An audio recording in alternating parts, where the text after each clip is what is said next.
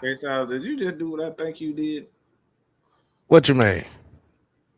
No, you were just mentioning something earlier, and I think you did it. I probably did. Hell, I done mentioned a lot of damn things. No, it's the intro. What I was thinking about. Oh. You talk about the Yeah, don't give it away. Don't give it away, because you got some spies in here. Don't give it away, kid. Technically that wasn't it. That wasn't it. That was something that I already had in the chamber. Okay. I haven't even brought that out yet.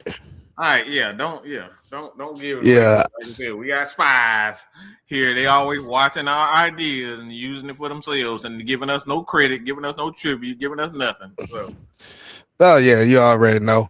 Man, so like I said, man, hey, what's going on, people? What's going on, people, man? We doing it radio style today.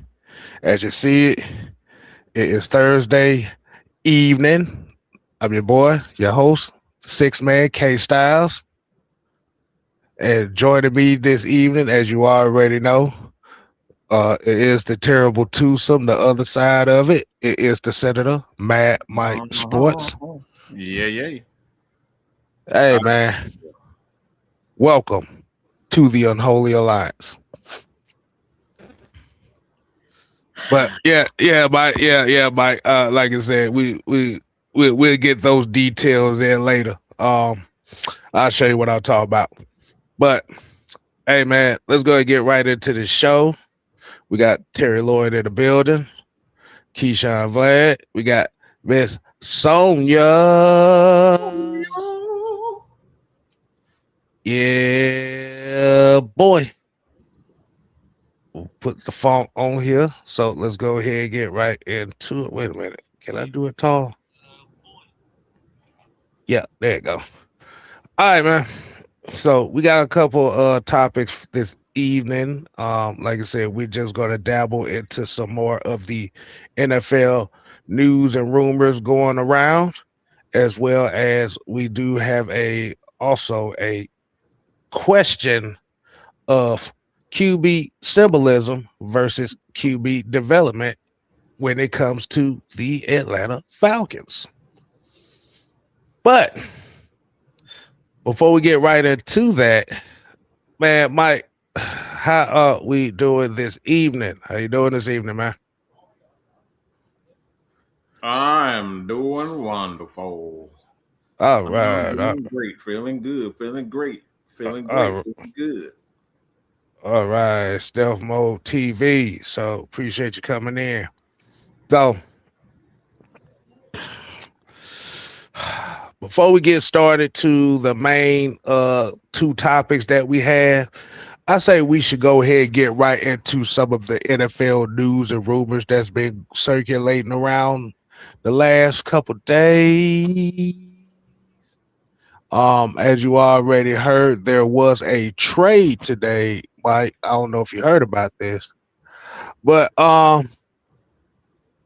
it looks like Tennessee and the New York Jets have been involved in a trade to where they're going to be swapping players. Did you hear about it? Uh-uh. Yeah, so the player swap is going to be Jermaine Johnson from the Jets traded to the Tennessee Titans for Trevondre Sweat. So the Jets got rid of an edge rusher to bring in a big old nose tackle.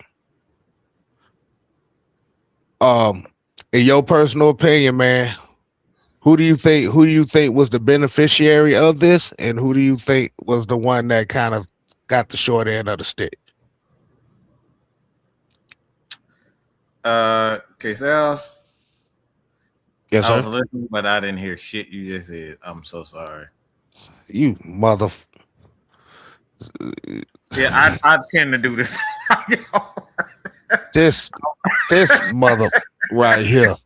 I'm sitting over here trying to set the question up, and yo, I ain't hear shit you said. You some of a bitch. Did I just bore you just a minute ago? Did I just catch you being bored, nigga? No, bro. Like, no, I have a major Did I problem. catch you being look? Right at I'm you, like, look. I'll be looking like nigga. Did I just catch you being bored, nigga? What are we doing? I do this a lot, y'all. It ain't K-Style fault. It really my fault. Bro, This boy attention span. Man, this boy attention span ain't worth a drop of jelly on a peanut butter jelly sandwich. Y'all have no. The my fuck is bad, bro. It's bad. It's bad. Okay. So let me go ahead and repeat this. Let me simplify this for you, so you can pay attention a little bit better. The Jazz said okay, here you go. The Jazz and the Titans have swapped to Travondre Sweat for Jermaine Johnson. How about that? I heard that part. And I asked the question: who do you think won out of that trade?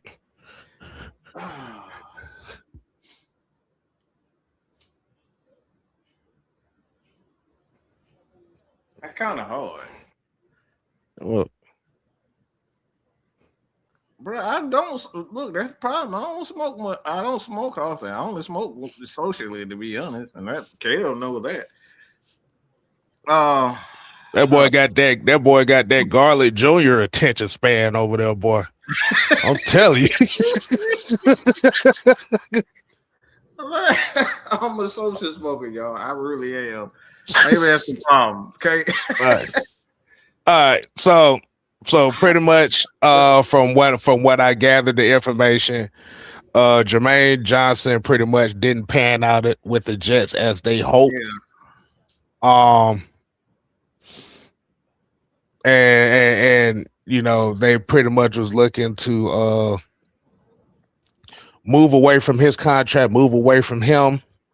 And, you know, the Titans were looking for another pass rusher, another younger pass rusher.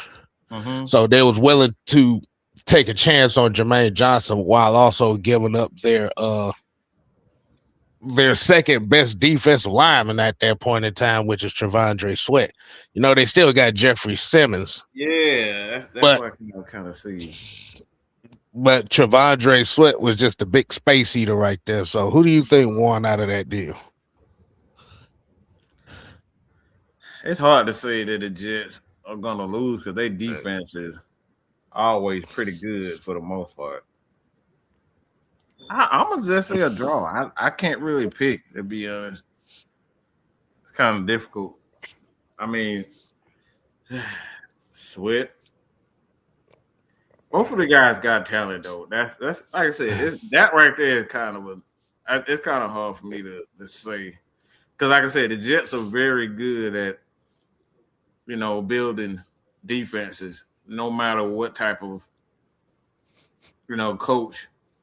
No matter how much the defense, I mean, the offense look like shit, they defense always kind of step up. So I don't think this is a matter of who, but, you know, if Johnson didn't go, if he didn't go the way that they hope, I'm gonna say the Jets probably won it. I'm gonna just say the Jets probably won it. That's what I say, because it's hard to say that. If anything about the Jets, they know defense. I'll give them that. Because I think with the emergence of Will McDonald with the Jets, I think kind of made the move a little bit easier for him to move away from a Jermaine Johnson. Mm-hmm. And Jermaine Johnson, I think he came out in 2003, I think. He was actually kind of one of the guys that I was highly touted on. But like you said, it just didn't pan out with the Jets like a lot of people hoped for. And Travondre Sweat was another guy that I was particularly fond of for the Falcons in 2023. Yeah. So like guys always getting traded. Yeah, exactly. Like all my guys, all the guys that I like always seem to work out for everybody else. But Mucho, what's going on, man? he had 7.5 sacks and 23, so the potential is there for Johnson. But like I said, it just haven't been consistent. Right. And you also have to play into account a lot of that money that goes into it as well.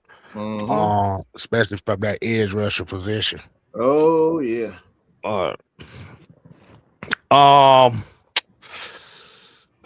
In other news too, speaking of another edge rusher, I know there's another name that's been buzzing around the circuit here as well. The Cleveland Browns. And I'll put it short.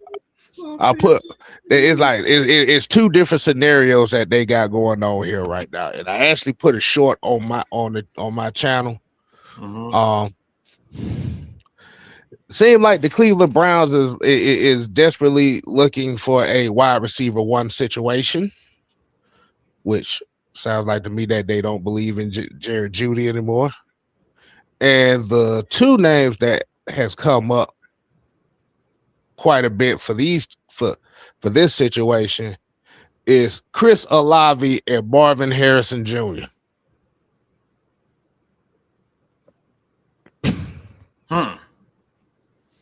I kind of knew Marvin Harrison will probably be on there eventually.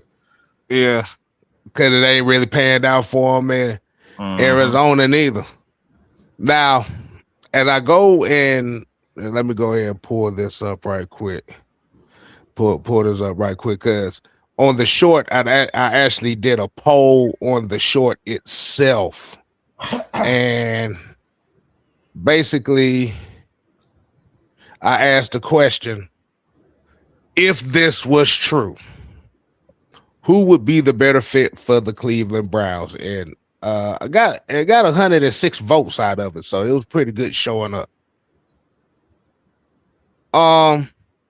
53% said Marvin Harrison Jr.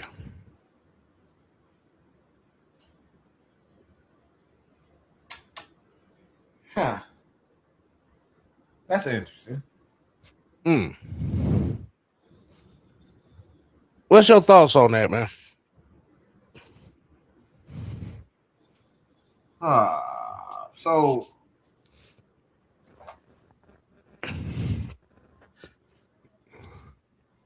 So that's been for Cleveland Browns, right? So they've been fielding calls for a wide receiver, and I think those two names were on the top of the list.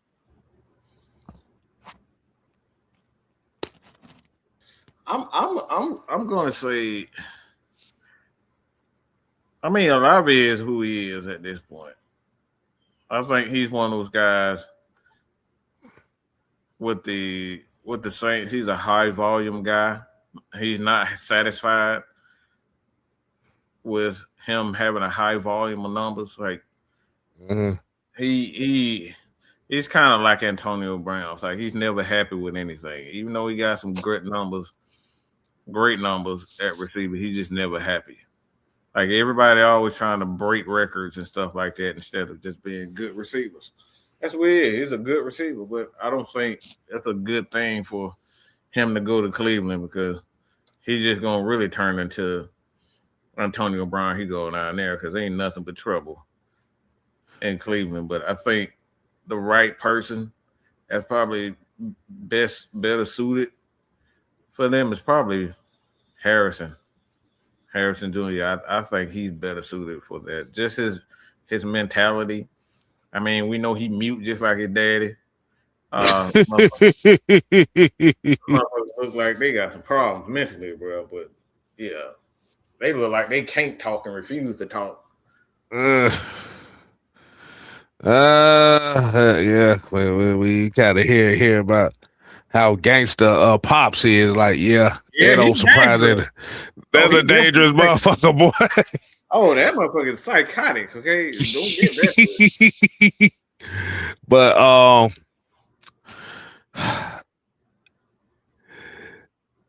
my biggest thing on this here is my personal opinion.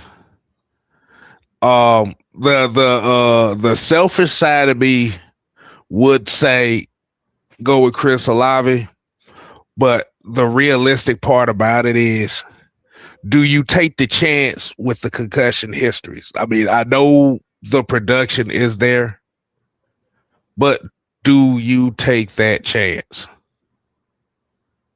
Nah, if I'm Cleveland, I don't. I wouldn't touch him to be honest. And I've seen him with the Saints. We've seen him with the Saints, and he's up one game and he's down one game. It's a lot of up and down with him. So I would say no. I wouldn't risk it. I would much rather just go get a younger guy. I wouldn't risk it at all. I wouldn't touch him.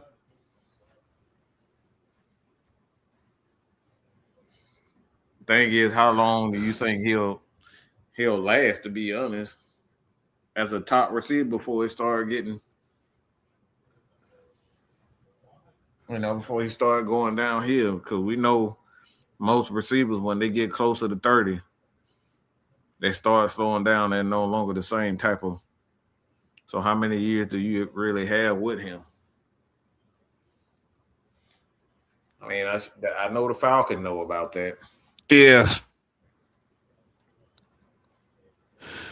But yeah, but I think I kind of agree with the poll in itself. I think Marvin Harrison would be the better suited guy just for the simple fact that like you said, he hasn't really dealt with a lot of the concussion issues. Yes, has he not lived up to being the number one, the top receiver in the 2024 NFL draft? Right. But it's there. My thing is it him or is it Arizona? Is it Kyler Murray? And I think with more so of where Cleveland is going right now, like I said, it'll be better suited because hell, they didn't have to deal with Jared Judy far too long now, and Jared Judy, hey, we're fucked right now. Yeah, he another one of them guys that deserve to go straight in the trash can. He's another one of he's another one of them Alabama wide receivers that didn't pan out. Interesting. for one reasons or another.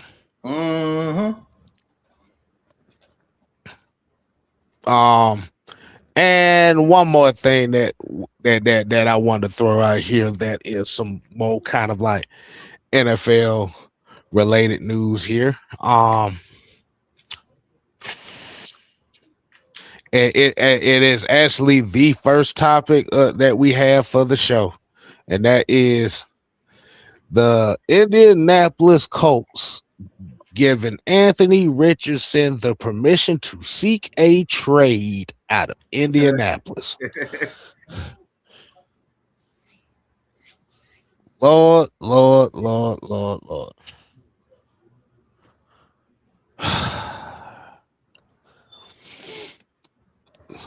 My. This is just one of those things where it actually is the idea of potential, or what you say, physical intangibles over production. And added to the fact that he hasn't really been healthy since he's gotten the lead. Is he worth the risk to trade for? And we're not talking about the Falcons. We're just talking about just any team in general. Is he worth the risk to trade for?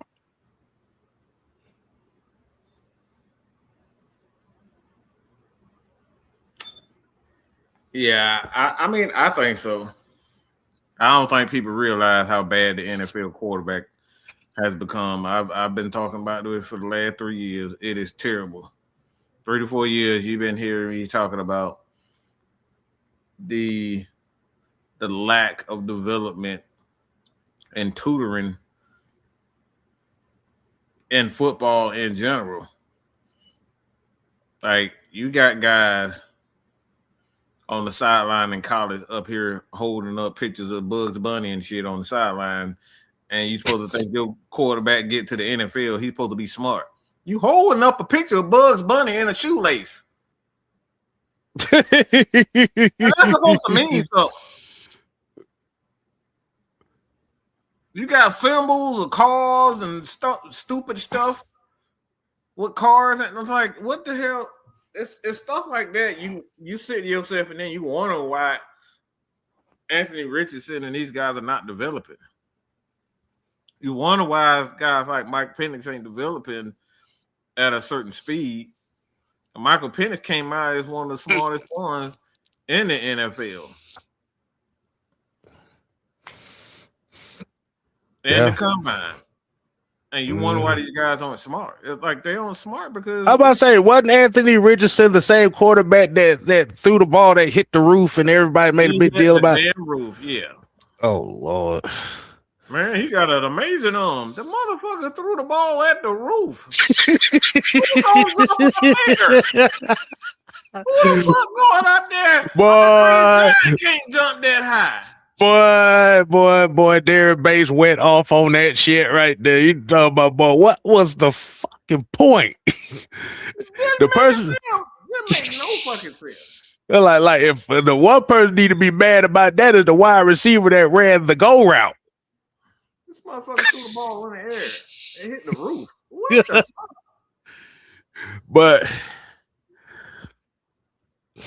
But I don't know, man. Like I said, man, the injury histories, the lack of progression in his skills, it's gonna have to take a special coach to try to get it out of him, because like even at Florida, even in college, he really wasn't that good. Yeah. Outside of the physical gifts. But this is just one of those things where in the NFL Combine started. This is one of those things where he was the recipient of the Combine intangibles and height. Yep. And like I said, to be honest with you, Indianapolis drafting him that high was actually bad for him, knowing that he wasn't ready. But Fred got a question here. It says, and actually, this actually goes right into the next topic, but we'll answer it here. Is Penix slander because he's black? Because Joe Burrow has been just as injury prone. No, the Penix slander is not because he's black. Well, it is because he's black, but he's the wrong type of black. He's the black quarterback that doesn't run. But it's not. But what I mean by that is the Penix slander is there because he's not Michael Vick. Because you have to remember from the standpoint of when Penix got drafted, the whole hype about it was the fact that, because remember when Michael Penix got drafted, what was the first thing that Falcons social media teams was doing and the digital teams were doing? They was already putting the Penix Vic comparisons up. Mm-hmm. And like I said, and from what ended up happening was you tried to paint him into the image of this guy but trying to bypass the fact that they have two completely different mindsets as far as playing the quarterback position. It's mindset. Yep. And this goes back to one of the things that I always say when it comes to the Falcons. Michael Vick, in my opinion, was a blessing and a curse to not only the franchise, but to its fan base in itself. Because guess what happened? You got a piece of Mike Vick. Any quarterback that came after Mike Vick that doesn't play like Mike Vick is automatically going to get the wrath of the fan base, whether they be black, white, Hawaiian, blended. We're talking about Beaker here. So race has nothing to do with the quarterback part of things. The problem is everybody's enamored with Mike Vick and the entertainment value behind Vick. But we got a 5 bone here from Terry Lloyd. He said, has the fans and the media, i.e. ESPN, value running as a quarterback too high and evaluate if a quarterback is good or not? You want to hit that one up, Mike? ESPN, their job is to simply sell. So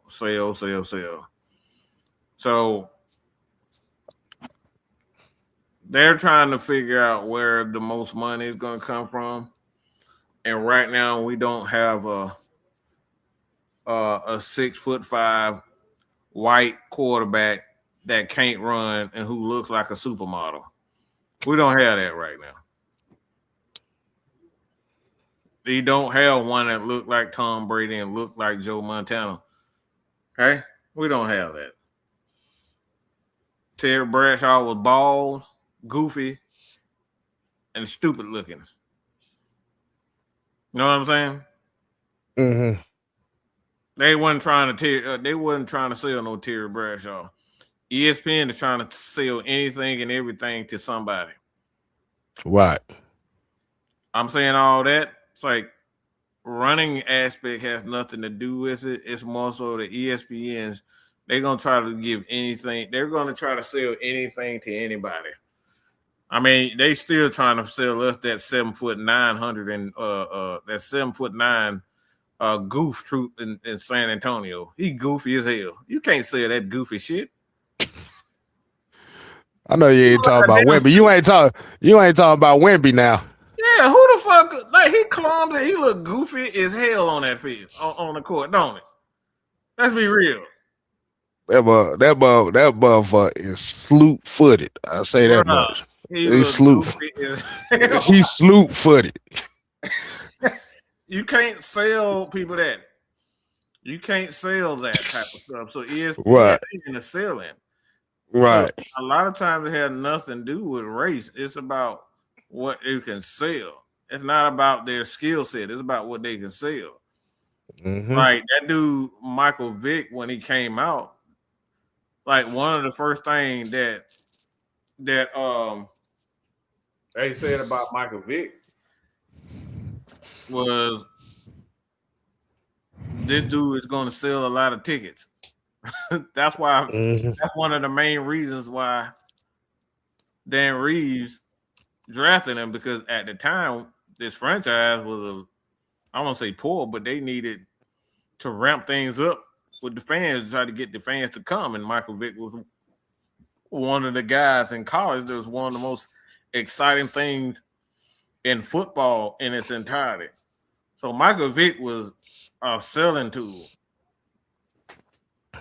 It didn't really have nothing to do with whether he can run. It was just he was the most exciting thing in college. Mm-hmm. The most exciting thing in football, period. And ESPN, like, man, they had a whole watch on Michael Vick doing other people's game, motherfucker. Like, think about that shit. They had a Michael Vick watch doing other people's game. Had nothing to do with nothing.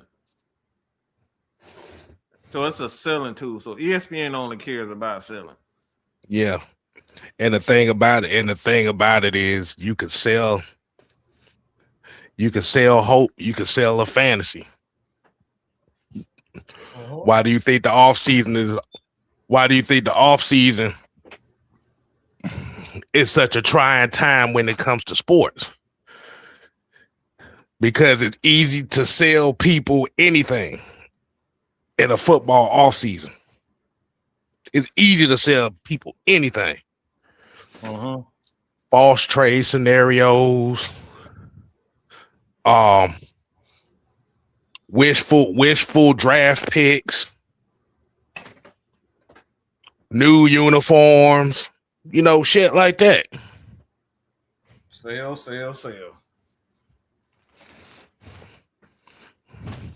Jordan, and get your ass up out of here, you dumb fuck. All right, and nobody asked you whether or not you wanted him.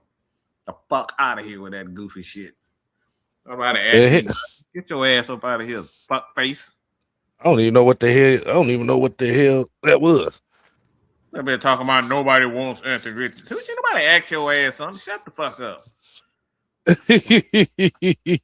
Motherfucker coming here with they be coming up here with their little feeling talking about nobody cares. Man, shut up, bitch. It ain't about if you care or not. The thing about it is it's a conversation piece. It's a conversation. Okay? You probably don't know how to put two words together up here talking about some goddamn nobody cared about it. Ain't nobody asked your stupid ass. We having a conversation. Now, my question to him is: do you not care about it because it doesn't relate to the Falcons, or do you not care about it because it's not Falcon? Because the Falcons does care about. That's actually what they do care about, kid. That's a better. Okay, that's a better question. So, what do you care about? What do you care about? And while he answered that, we're gonna continue this. But going back to Anthony Richardson for a couple more minutes, it possibly may be a market for him. I mean, hell, this year's quarterback class ain't worth two flying fucks. Mm-hmm. That's why he. I knew that. I knew that comment was coming. I know that, man. So I care about the clown there too. He a Jaden Daniels fan. Okay, that's what's up. You just gotta make sure that motherfucker stay healthy. You gotta make sure that motherfucker stay healthy. Exactly. Nobody. How the hell you make your ass way over here if you're a damn watching commander? Ain't nobody saying nothing about no damn commanders over here. Bitch, you ball with your own team? You ball with your own team? Well, what'd you say? This will summon you. Nah, but it possibly may be a market for him just for the simple fact that this year's quarterback class coming out the draft is like, the fuck? Let's be honest. Nothing. Even Mendoza, who's projected number one overall pick, is like a big nobody cares. Okay. So somebody may take a gamble on him. And it wouldn't surprise me. And for some reason, I keep hearing that Minnesota might be one of the top teams that may be looking for that potential trade. Which is interesting because you're going to be trading for an injury-prone quarterback to replace a quarterback that can't stay healthy. Yeah.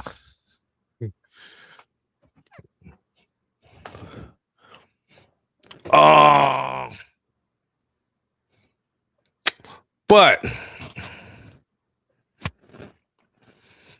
the second part of the question, the conversation that we have is, hey, like I said, man, y'all get an opportunity, man. Go ahead and hit that like button for the stream.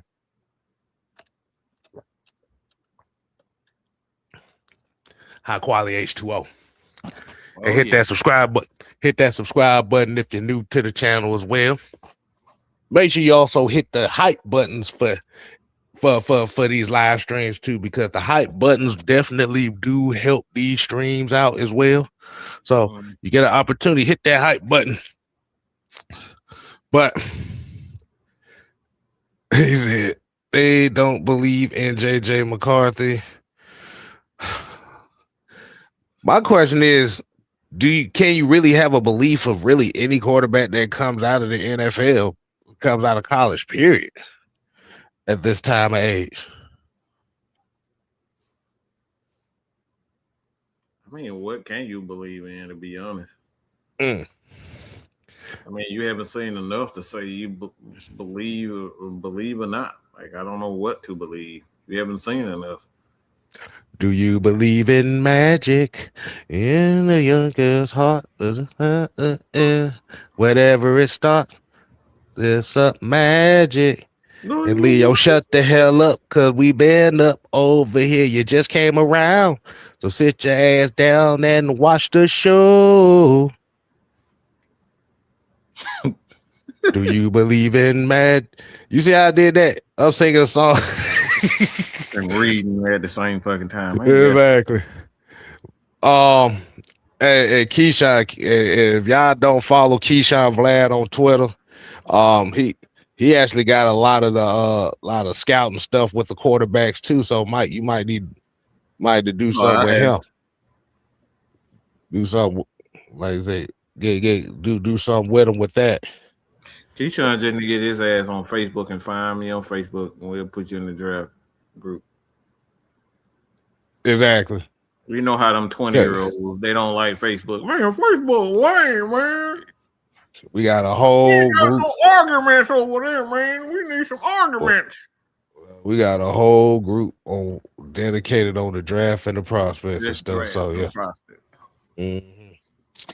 But the second part of this is, and I kind of made a comment about this last week about the mindset of the average Atlanta Falcon fan and the Atlanta Falcon media when it comes to the quarterback position.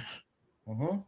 And like you said, there's the question: QB symbolism versus QB development. Why do you think? Why do you think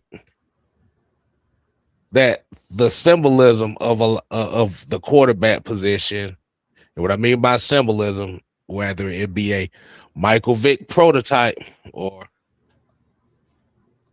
and I'm just saying this, Mike Stetson Bennett. Why do you think that the symbolism of the quarterback position outshines the development of that position?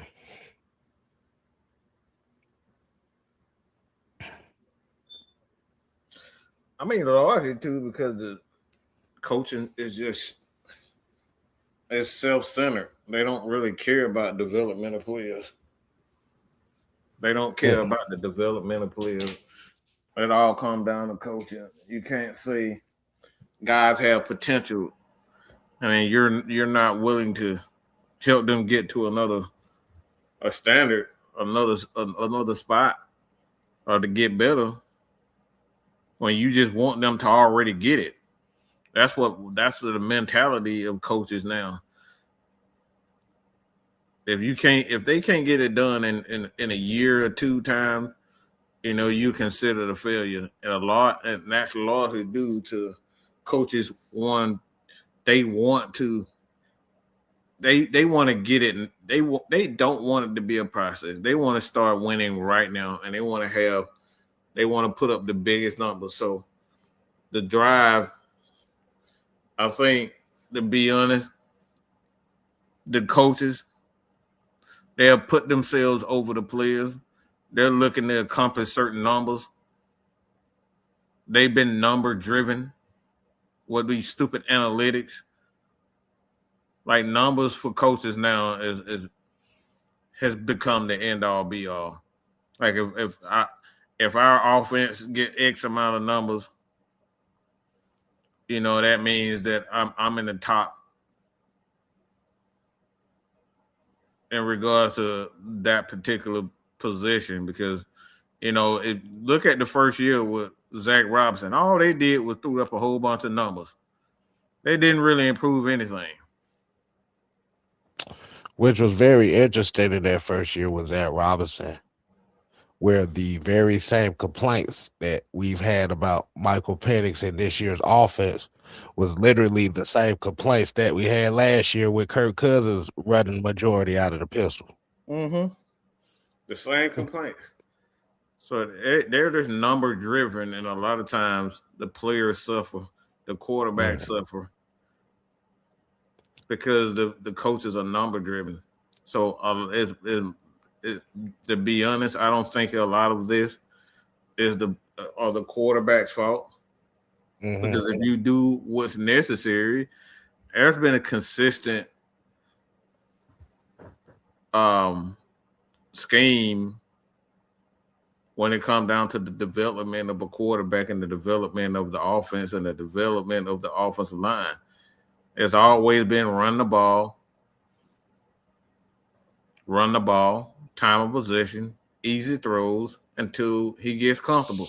And then once he's comfortable, he got more experience and he can see every type of defense. That's when you give him a little bit more. But you got coaches now, most of these guys, they just want to come out and throw a whole bunch of, they want to throw the ball 40 times with their quarterbacks right off the bat.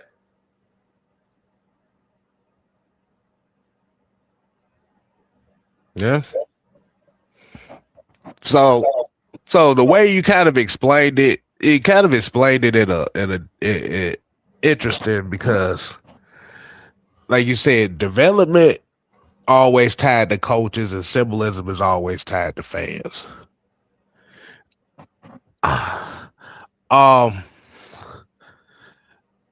And we've already talked about how some of the coaches have already kind of hindered some of the development processes for these quarterbacks. So my question to you is, do you think that the outside noise from media outlets, because like you say, even with us and people that's on the tube and social media stuff, we're all kind of considered, sports media, whether it's on the smaller scale of content creating or is on the major networks or something like that. Do you think that fan craving for symbolism and instant gratification can also hurt the quarterback development process as well as the coaches?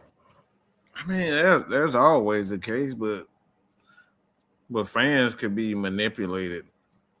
Fans could be manipulated. They've always been manipulated, to be honest. You remember when chicks dig the long ball was a thing? Oh, yeah. Baseball. Nobody cared about singles anymore. Oh, yeah. Talk about that ABC baseball. That ABC baseball was born.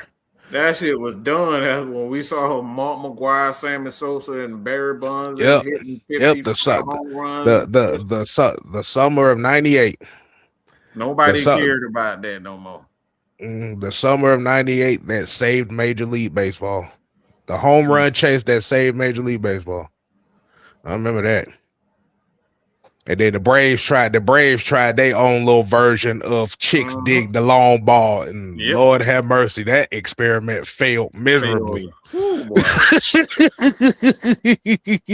Damn near everybody in the lineup was hit 20, 25 plus home runs and struck out about 100 times each. Where my damn? Where my thing at? I need to look something up with that. But they manipulate, like I said, that like the fans can easily be manipulated. So I don't necessarily think, like I said, man, the fans can be manipulated. Because if the Falcons end up, let's just say this, let's be honest. If the Falcons were to come up here and run the ball for about 3,000 yards. Let's just say Bijan have 2 of them, and then our backup have 1,000. They rush for like 3,000, and we win 15 games. They won't give a shit how we do it. All they care about is us winning. Right. See, the media have manipulated a lot of the, like, even the owners have manipulated things. The media have manipulated things to pretty much suggest that, you know, the new wave of things is throwing a ball. And we saw what happened with that. They threw the ball, and then the quarterbacks got worse. So people going right back to running the damn ball again. So fans can be manipulated, man. Easily manipulated. I mean, look at Georgia Tech and Georgia, for example. Both of them, if you really look at both organizations and schools, like, they stuck to running the ball. Brent ran the ball. Kirby ran the ball. Right. They pretty much almost identically ran the exact same system if you really look at it. Almost the exact same system doing the exact same things. Just different talent levels.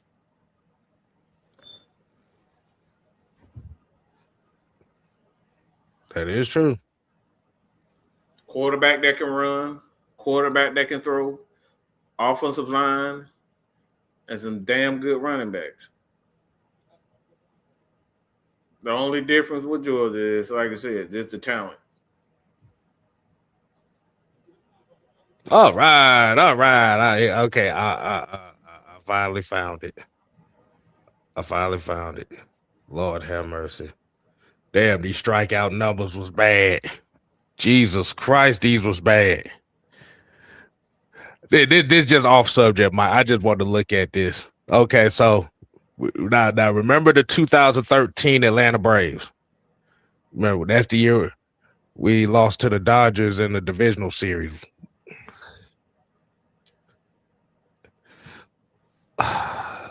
You want to? No, I don't. No. Yeah, nope. I'm finna do it. I got to do this. So, for the entire team,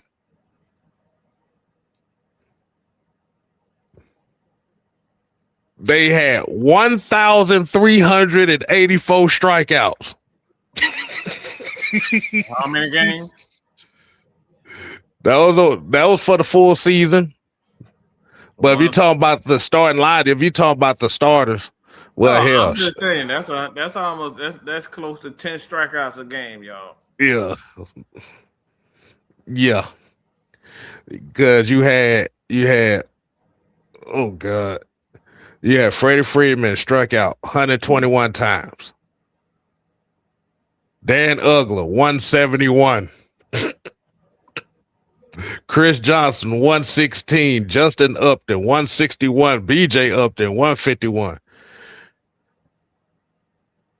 And Evan Gaddis was fifth worst on the team with 81.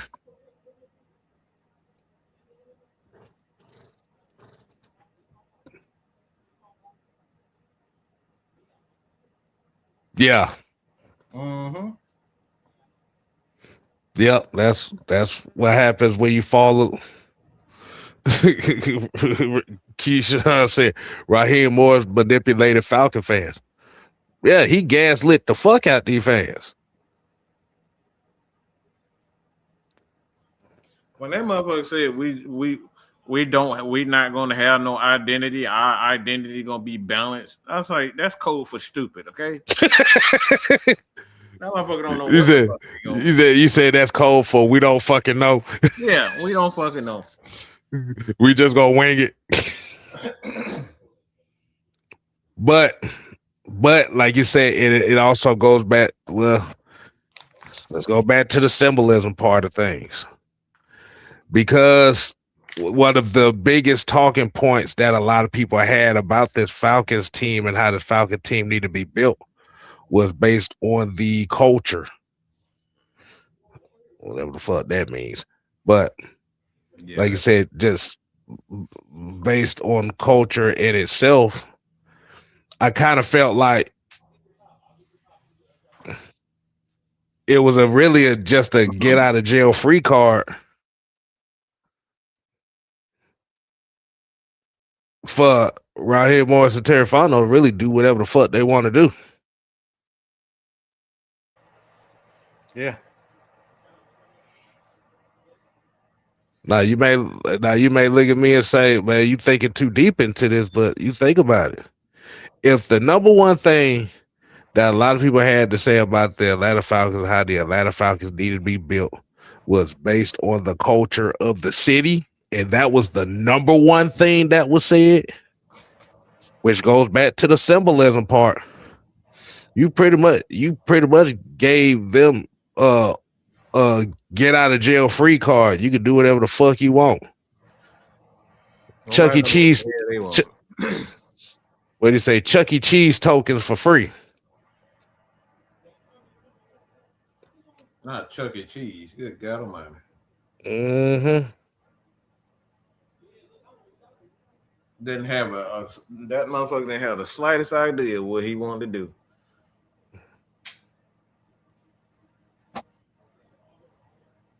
All we know, we gonna find a way. Find the way. Find the way. Find a fucking way. We're gonna find a way to adjust each game. What the fuck does that mean?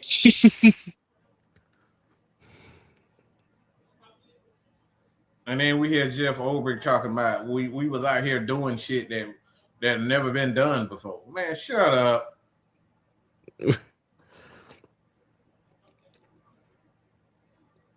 But like you said, bro, that's a question that you have to ask. Was it the need? What was it the need for symbolism detrimental to the team itself? Leo said outran the South and gave it right back.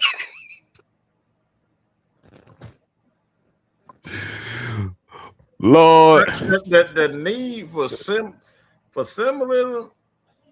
I mean,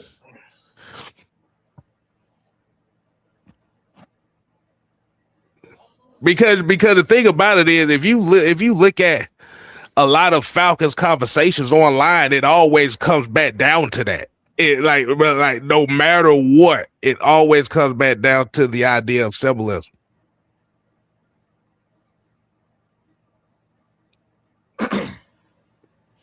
I mean, what's the point? I'm trying to figure out what's the point for what's the need for all of this damn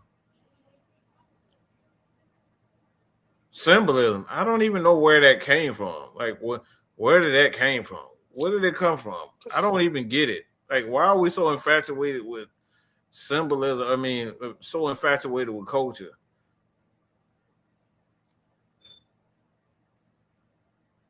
Why is it that everybody is so infatuated with a culture? I'm gonna say it like this. I think this is incredibly relevant right now. Let me ask you a question, Kid. Go ahead. I'm a rapper. You a rapper. We both been successful, and you just so happen to be better at being an actor than I am. And I start making a whole bunch of money off of acting. You start making a lot of money off of acting and doing movies and, producing and doing all that type of stuff. And then we obviously we both have that start in music, and we've been very successful at doing it. And then I just wake up today and say, you know what, Kev, I want to battle you. Oh, I see where you're going with this. What are you gonna do? All right, bitch. Are you gonna say, bitch, I don't need to battle you? I'm like, bro, I'm busy. I'm telling you, I'm busy. I don't really got time for that. Like, yeah, I was good at battling, rapping then, but like now I'm on something else, bro. I'm better at this than I am rapping. So what is the need for me to come back if I'm better at doing movies and all this type of stuff? Why should I come back and be a part of the culture? And if the culture that I'm in, I'm not making that much money in the culture that we both, I'm not, what's the need for it? Unless you're trying to prove, well, Go finish that thought. Finish that thought. You try to prove something to yourself. It's a multitude of things. Like I said, unless you're trying to prove to yourself that you're still relevant somehow. Maybe you're going back. You're going back to the niche that made you the most money because you tried a different revenue and it didn't take off like you thought it was going to take off. So you go right back to doing that. Or that sounds familiar with what the Atlanta Falcons they did, right? You remember when they tried that? You remember when they went from running the ball, playing hard-nosed defense? Mm-hmm. With the 98, 99 season. Mm-hmm. They ran the ball, played hard-nosed defense, and then they decided to wake up and say, we're going to throw the ball a little bit more. You know, right. With a big error. That didn't necessarily go well, so they said, yeah, Mike Vick ain't ready to throw the ball. They went out, paid for Peerless Price. That didn't go well. Brought in Roddy White. That didn't go well. So they said, nah, this ain't working. No. So they went right back to Well, you gotta think about it. Well, yeah. Ashley Lately was another one of those guys. He was a downfield threat. Mm-hmm. Yeah. But the reality of it is, like, even with Mike Vick, like I said, Mike Vick, he just wasn't the quarterback that was going to help him get over the hump at that time. Mm-hmm. And the reason why I say that is it's definitely one of those things where I look at it as Vic already had the notoriety. Vic had already reached the status of no matter what I do, I could do no wrong. So that might have been one of those cases where he like, shit, I already made it. I'm already the most popular guy here. See, I'm glad. I'm glad he said something wrong right there. I'm glad he said. See that? I'll go ahead. I'm sorry. Hold on. Let's see what he say. I'm glad he said. See, this is what I tell people. Y'all got to get the dicks out in your mouth. Please get it out your mouth. See, this is where a lot of our problems become problems. Read this, Kim. Read this. Let's see. This is a major problem right here, y'all. This is a major problem. Hey, we from the South, so you know I gotta go with Tip. Why would I be upset with this comment?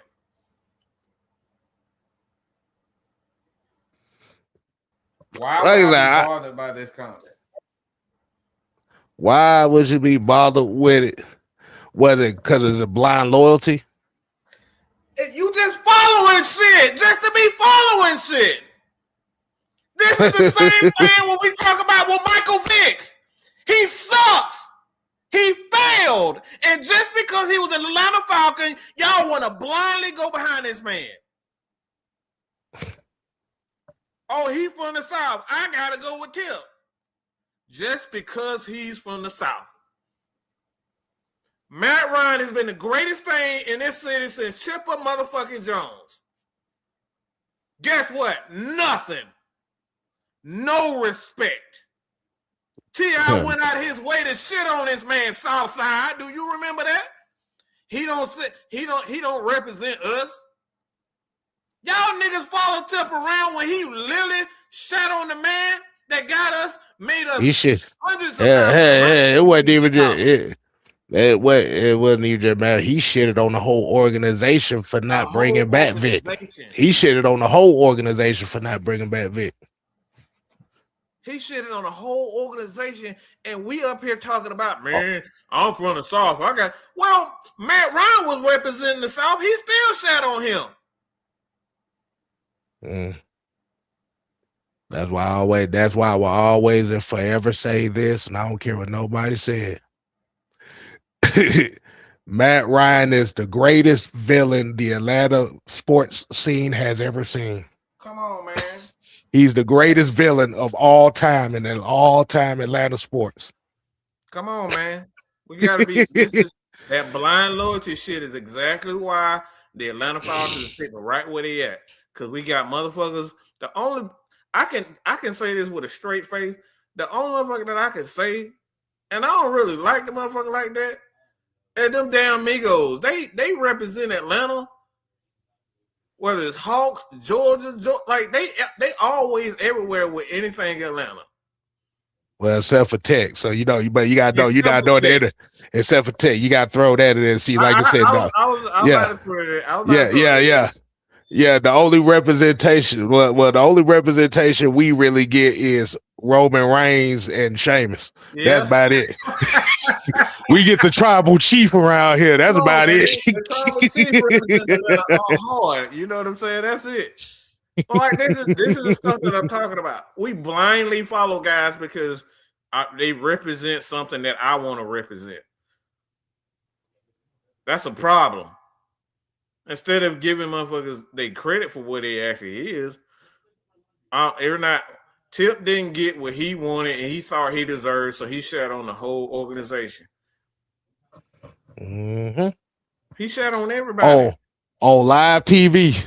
At that might I add you. On live TV on ESPN. He did it. Quavo did it. Mm-hmm. Killer Mike did it. Bit Boy did it. All these motherfuckers went out of their way. All these motherfuckers went out of their way to shit. Like, look, Bow Wow don't hit that motherfucker don't show up until everybody all his friends is damn what's it called.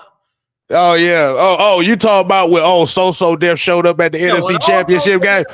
Yeah, that's the only time he ever showed up. The only reason they showed up to that NFC Championship game because they did the Mike Vick tribute. That's the only reason why they showed up. If they did that Mike Vick tribute, they wouldn't even showed up. They don't care. It's an opportunity for them to be seen.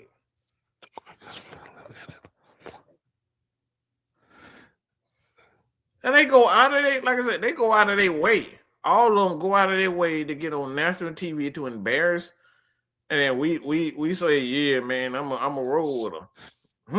You gonna roll with Tip, the same motherfucker that went out of his way? He went out of his way to make Matt Ryan and his family look like they wasn't even accepted in Atlanta.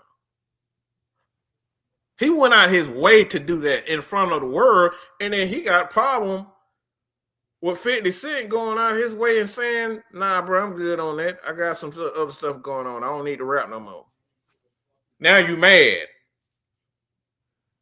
Because that's what it is. You just mad because the man, look, he on some other man, 50 years old. He said, what'd you say? He mad because he ain't giving him no attention. He ain't letting him ride his big wheel. He ain't letting him ride his big wheel. That's all it is. That motherfucker had 5 disc records. 5 of them. This man got disc record after disc record after disc record after disc record. Still looking for an opportunity. It's the same man that went out of his way talking about fuck Matt Ryan. He don't represent the city. Huh? Huh?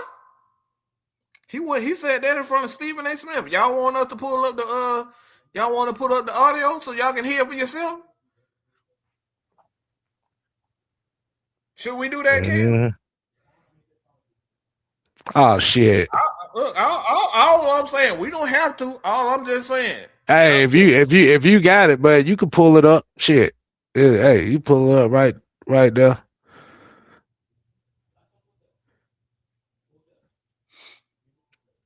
And the crazy part about it is when he shitted on the whole organization, all y'all asses in here was like, yep, Tip, I agree with you. I agree with you. He didn't bring back Mike Vick, so fuck the Falcons. Yeah, hey.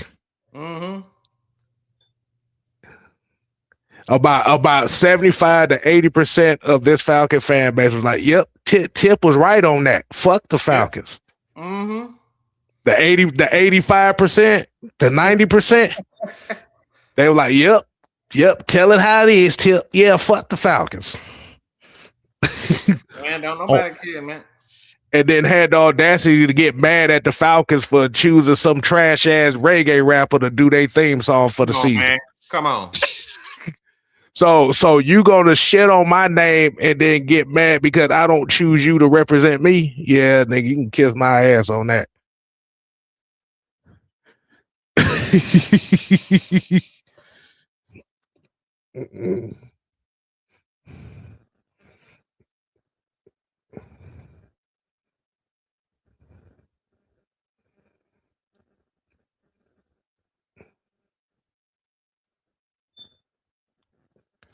Mucho said he mad because they agreed to something and 50 backed out.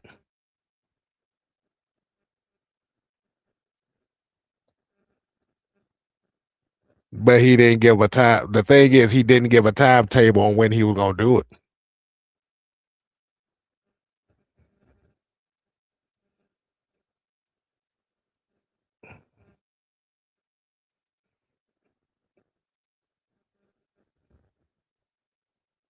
Oh, you about to pull it up, Mike? Yeah, I'm yeah. Hold on, I'm getting the right moment. Hold on.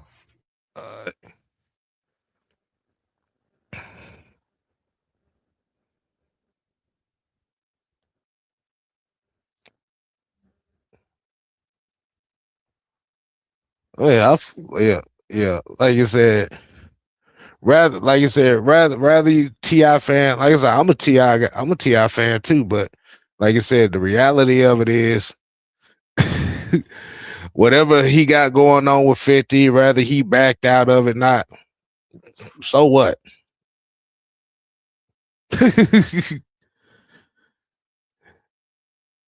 I just say, so what? But I think what it is with that situation is he's trying to gas him into getting into it, into that versus. Let's be honest, versus doesn't have the same pull like it did during COVID. Nobody cares about versus anymore. I'm gonna ask everybody a question.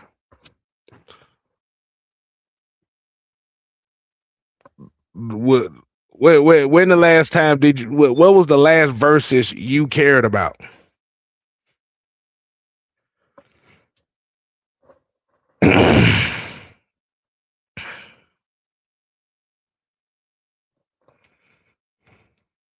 Teams in the news.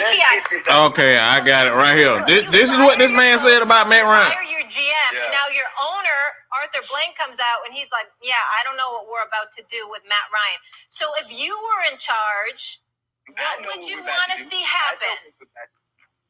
I would love to see Matt Ryan get on a very nice train, plane, or automobile with a one-way ticket to elsewhere. You hear that? That's what I would like. That's what I would like. I think I have the authority. I think I have the authority to speak freely on behalf of all the Atlantans who celebrate the Falcons. I think that it's unanimous. It's about time. long walk off a short field. Yeah, you heard him. That's the guy y'all worshiping right now.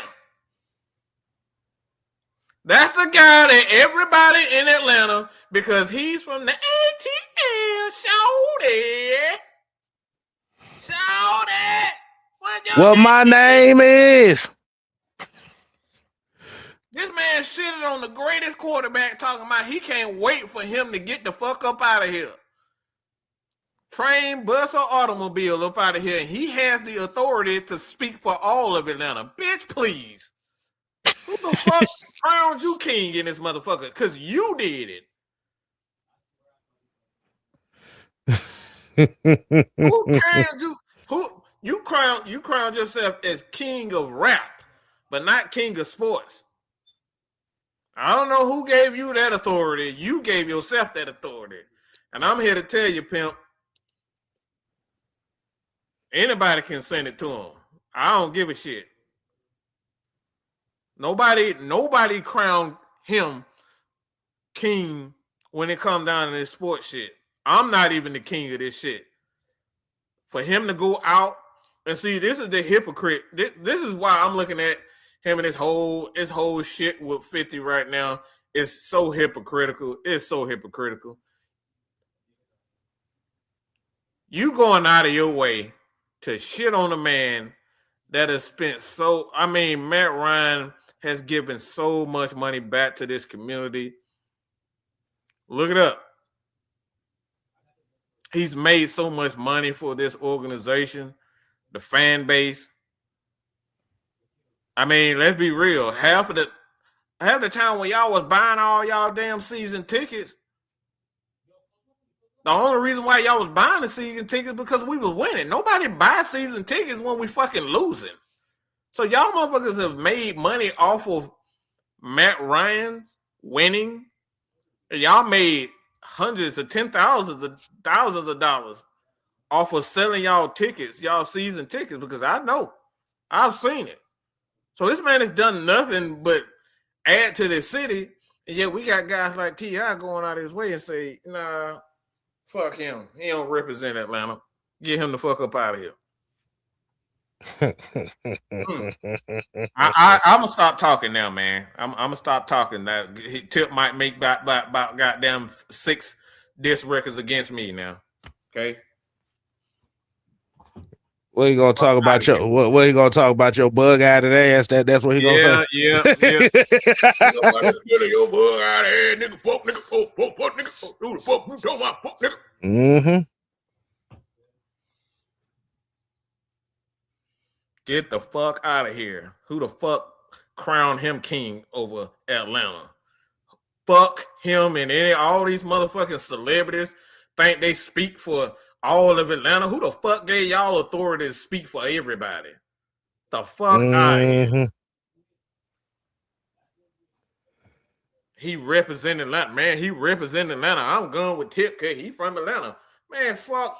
None of them motherfuckers don't give a fuck about me, you, and their own people. Man, fuck out of here. Fuck all these Atlanta motherfucking celebrities.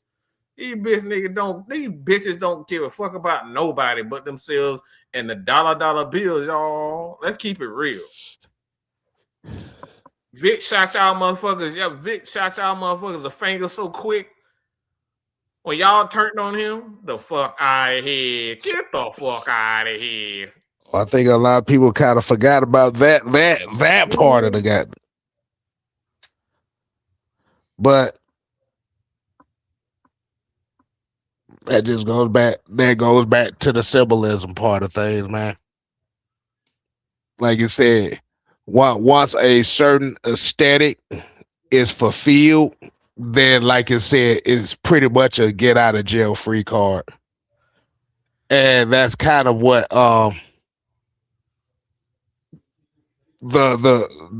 what Raheem Morris and Terry Fontenot was banking off of. Hence is the reason why the team was the way it was. Yep. And this kind of goes right off the conversation or the panel that you had yesterday. The one I couldn't get on. Mm-hmm. Well, I didn't have. Well, the one that I was listening to. But it's because of that thought process. Is they thought they had an alibi. Yeah, they thought they did. Yep. The culture conversation was the alibi. So we're like, okay, yeah, because we're this. Shit, ain't nobody finna get rid of us. Mm-hmm. Yep. But the only problem was the first thing they did was they got rid of the motherfuckers that helped bring your ass in here. Mm-hmm. Uh-huh. Uh-huh. That's the thing. So in reality, the very culture that a lot of people really were clamoring for wasn't the black culture of Atlanta. It was the Rich McKay culture that they were clamoring for. The make me feel good culture. Mm-hmm. But go ahead and ask your question. It's a slightly different. My thing is, as businessmen, and like I said, we're just saying businessmen. As businessmen, don't you believe that you should reserve the right to change your mind in business? Don't you feel like you should have the right to change your mind about any business venture if you don't feel right about a situation? Was it the question is was it a contractual agreement? And we clearly see that it wasn't, because if it was a contractual agreement, he wouldn't be doing what he's doing right now. Mm-hmm. So if it's all written down and saying, yeah, we were gonna do this, but yeah.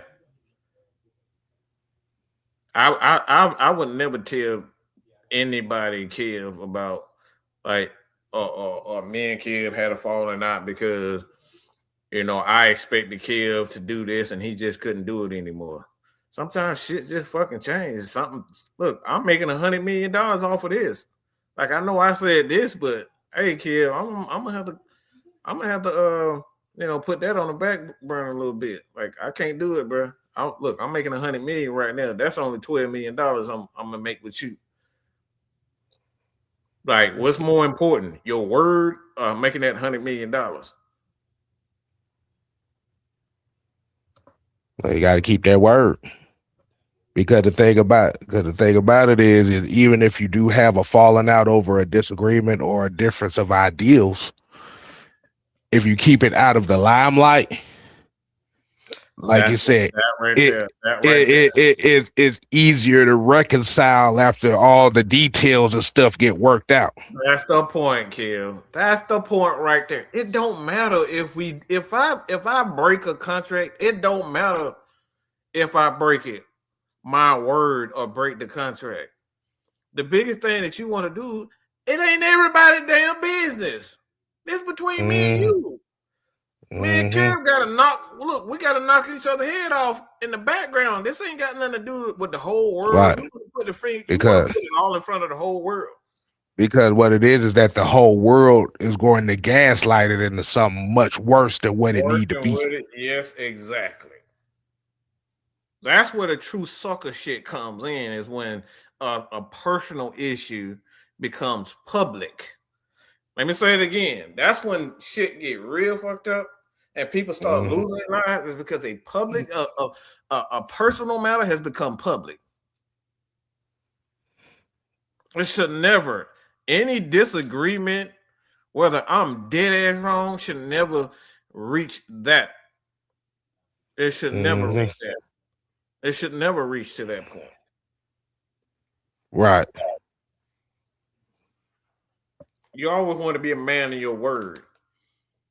But even when you're Mr. Your man of your word, you got to be man enough and say, hey, look, man, not right now. I got this going on right now. And you just got to respect it. And some people don't want to respect it. And that's what takes it to a whole nother level. But not everybody respond the same way, though. Sounds very familiar, Granddad. Ah, yeah, Kev. I knew you was gonna get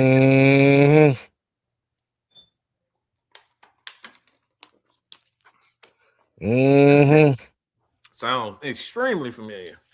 Because what it is, because once you throw the public opinion of it, it could be just as simple. It could just be as simple as I don't agree with you on that point. Mm-hmm. Yep. But it could get gaslit by the public. Mm-hmm. And what it is this is where the difference between somebody who seeks validation versus somebody that doesn't. The person that seeks that validation is going to take that public. That's going to take that public admiration for where you stand and use it to turn you against the group. East Coast, West Coast beef. Prime example of that. A personal situation between two guys got blown up because somebody decided to take it public when it didn't need it to be public. They started talking to certain magazines and this and that and this and that, man, and everybody taking sides when it didn't need to be out there to begin with. He told this guy about this guy, and this guy did this, and this guy did that. And before you know it, you got guys at the park, you got guys at the big. It's how people get hurt. You lost two of the best rappers of a generation over some dumb shit. Over two grown ass men who own record labels and Suge and Puff. Both of them had a personal beef with each other, and it spilled over. And one of them got jealous of all them dudes were friends in the beginning. One guy got jealous of the other guy. This guy started running his mouth, and that friend turned on that friend, and that friend turned on that friend, and that next thing you know, you got media outlets turning and adding into it, and before you know it, it's blown up. So I know a lot of people looking at 50, everybody looking at 50, but I think 50 the smartest motherfucker in the game right now. Cause he ain't saying shit. People get hurt just for people open up their damn mouth and telling all their business when they just like sometimes it's best to shut the fuck up, man. That what Truth always tell you all the time. A lot of motherfuckers don't know, boy. Truth always say, Mike, it's better just to shut the fuck up.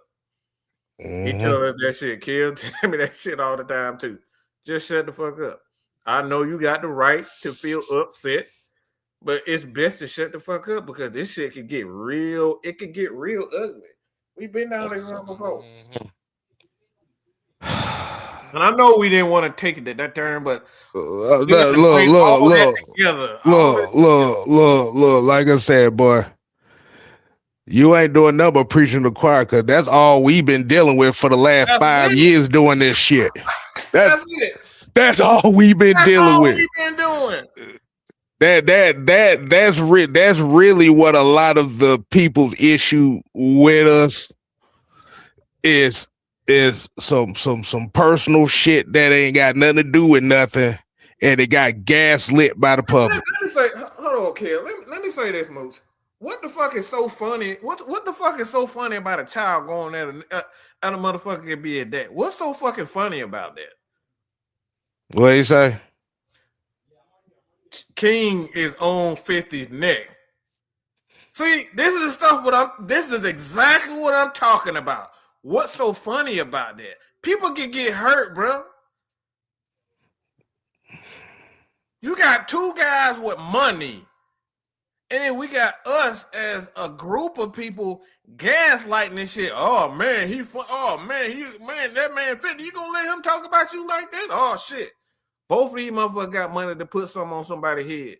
And then we got the people in social media, all of us, not just you. I'm talking about all of us gaslighting shit. And then they see like we see stuff like this. Some people can't take. Some people can't take the criticism. Some people can't take the criticism. Then they put out it just like that. He gone because we gaslighting the shit on the internet. And then when there's a result that we don't want to see happens, y'all asses ain't gonna give a fuck. Nobody gonna give a fuck. Man, no, I didn't say you laughing. The fact that you said T.I.'s son is on his neck right now, that statement in itself that's still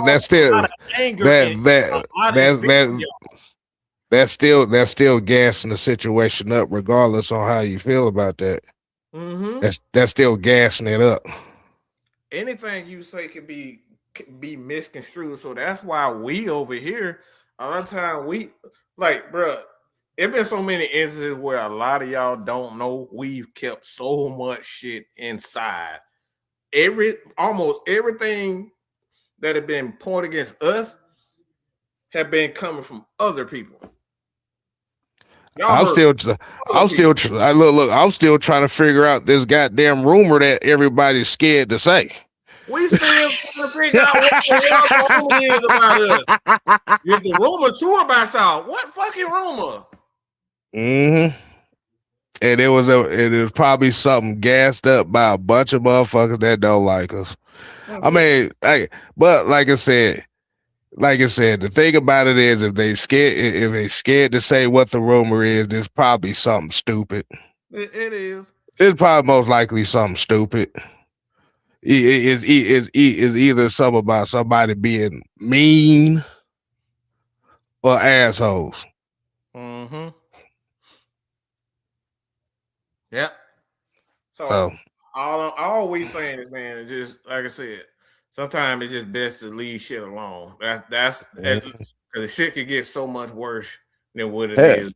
Hell, another perfect example. I'm not getting in no details of it, but the whole damn Corey Holcomb, Anton Daniels shit. Yeah, you done see how that shit done got blown the fuck up. It got blown up.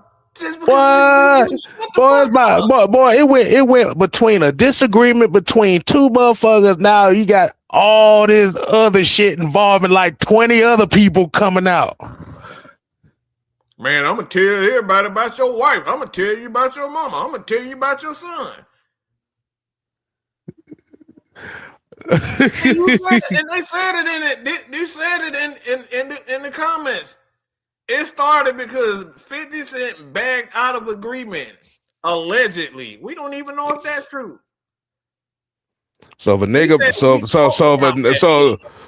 a nigga backed out of something that really has no relevance, nah, that motherfucker that was the excuse.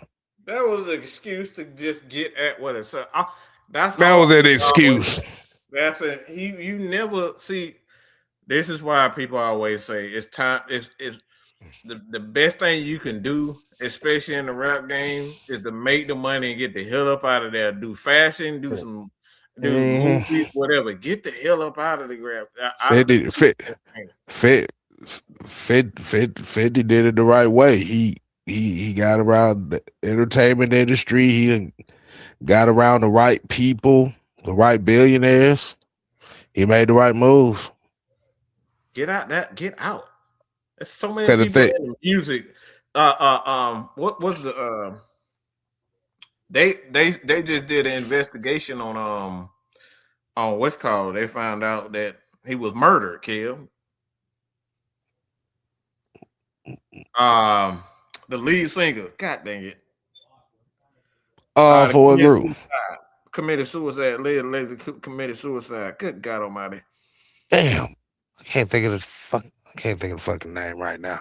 But they just said right then, it's like you got so many artists right now that they dying, and you coming out. It's like the music industry is vicious, y'all. I don't think people realize the music industry is one of the most vicious, disgusting people there is. Look what happened to Mike. Look what happened to Prince. Look what happened to Quay. Take off. Take off. Take off. Like the music industry is full of disgusting people. Pop, Big, all these people dying in the music industry, man. And it usually be over something. Kurt Cobain. Kurt Cobain. That's Kurt. Oh yeah, talking about the thing with yeah. Oh yeah, I'm not surprised. Yeah, because it was a whole bunch of fishy shit going around that thing, and I think what it was they went back and watched a documentary about this, and it was like a lot of the stuff ain't adding up. Yep. Because of what a lot of people don't realize about Nirvana. Nirvana actually, for those that don't know, Nirvana was actually one of the few groups in that grunge rock genre that brought all races together. Yep. Mm-hmm. The reason why black people listen to Nirvana, David Grohl literally told Pharrell, hell, half of the damn who was the drummer at the time, and Future Rome became the lead singer of the Foo Fighters. But if you listen to a lot of Nirvana's tracks, he said out his own fucking mouth, hell, shit, I just copied what the Gap Band did. SOS. Come on, bro. So that's why a lot more black folk listen to Nirvana than what they didn't think was, because it was a lot of funk in their sound. Yep. Even though it didn't sound like, hell, the motherfucker said his favorite artist was Lead Belly, a blues singer. Come on, man. Y'all go back and listen to. Y'all go back with Nirvana. You go back and listen to the Unplugged in New York.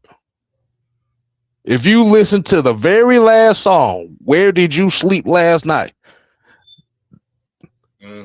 Yeah, I know that one. Yeah, I definitely know that one. Tell me that ain't old blue. Tell me that ain't old blues.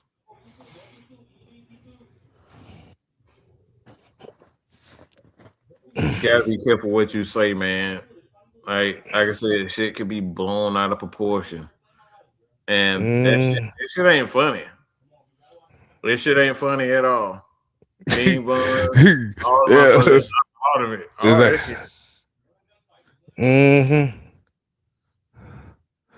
Exactly. Motivated said 50 don't care about rap no more. That's again. That's it. You almost got I don't even remember the last song he put out.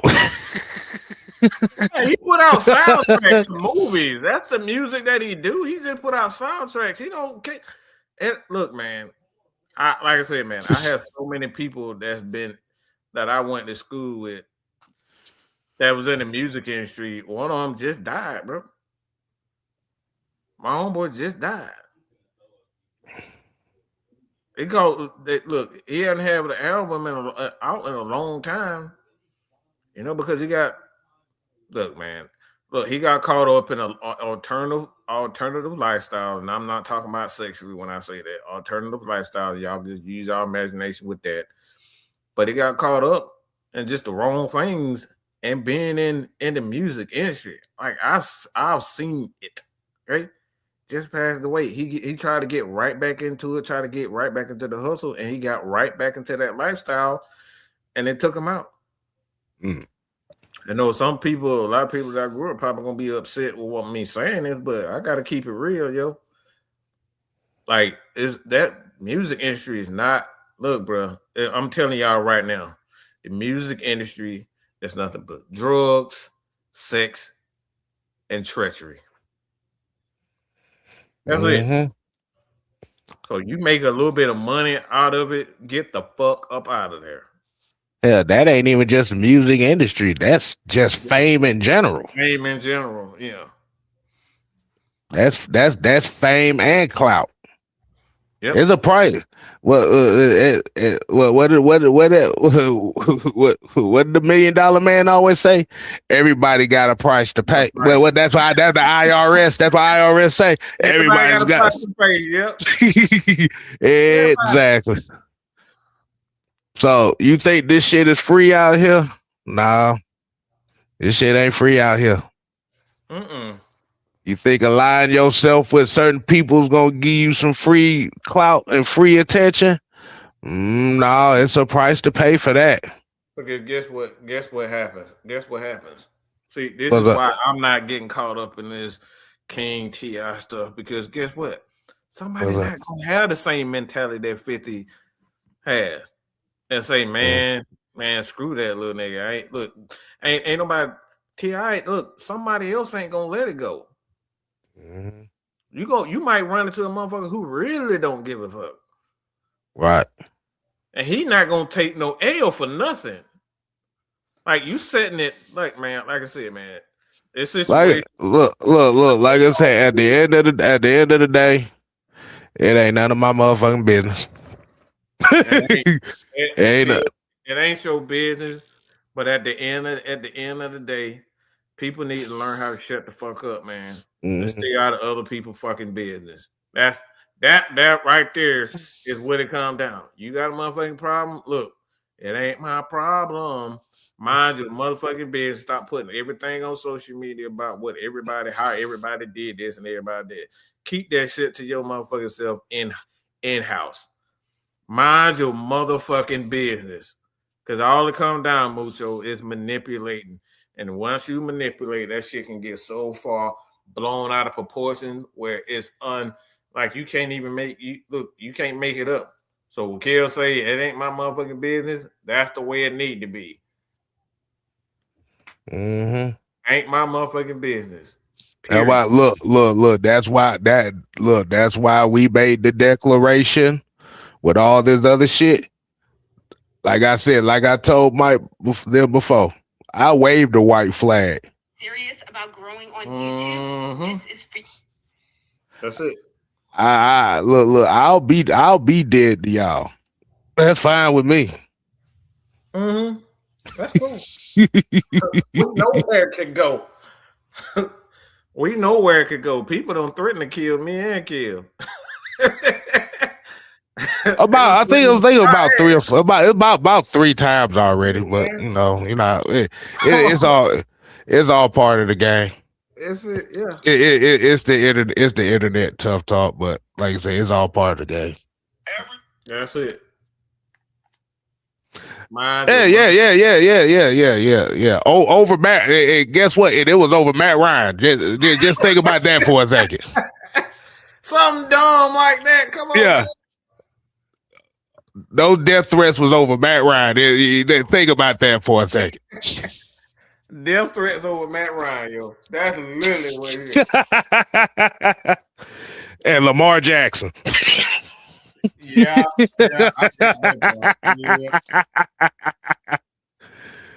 Mind my motherfucking business. Stay in my corner. I do what I do. Exactly. Yeah, we watched some of the combine today. I got like I said, I saw a little bit of the combine. You probably have to watch it with Sam and Fresh and all and everybody over there with the Unholy Alliance show because they'll have better coverage of it than I would. Now you know what's crazy? It wasn't too much of the Vic crowd that was on that.